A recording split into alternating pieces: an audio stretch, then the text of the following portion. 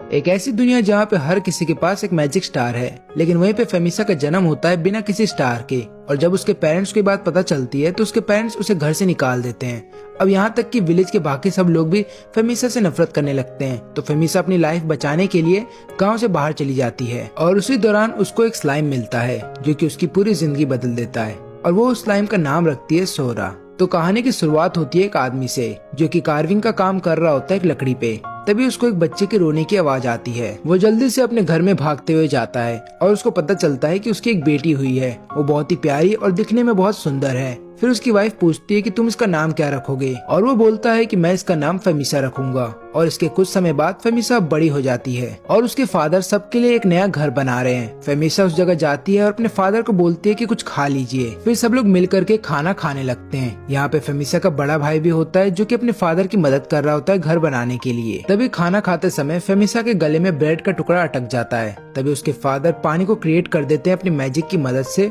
और फेमिसा को पानी पिला देते हैं। तभी उसका बड़ा भाई बोलता है कि तुम्हें आराम से खाना चाहिए, नहीं तो खाना तुम्हारे गले में अटक जाएगा। फेमिसा बोलती है कि मैं अब बड़ी हो रही हूँ, इसलिए मुझे ज्यादा खाना खाना है। फिर इसके बाद सभी लोग घर आ जाते हैं। अब घर पे फेमिसा फिर अपनी माँ की मदद करने लगती है बाकी सारे कामों में, जैसे कि खाना गर्म करने में और खाना टेबल पे लगाने में।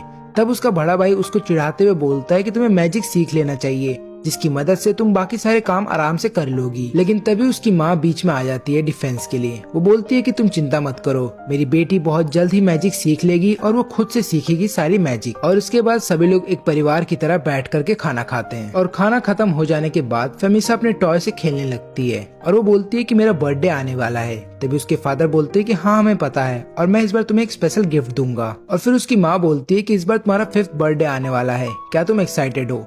जब इन फैमिली का आपस में बात चल ही रहा होता है कि तभी उनके दरवाजे पे एक नॉक होता है। जब दरवाजा खोला जाता है तो उन्हें पता चलता है कि उनके घर के बाहर एक औरत आई है जिसका नाम है लूबा।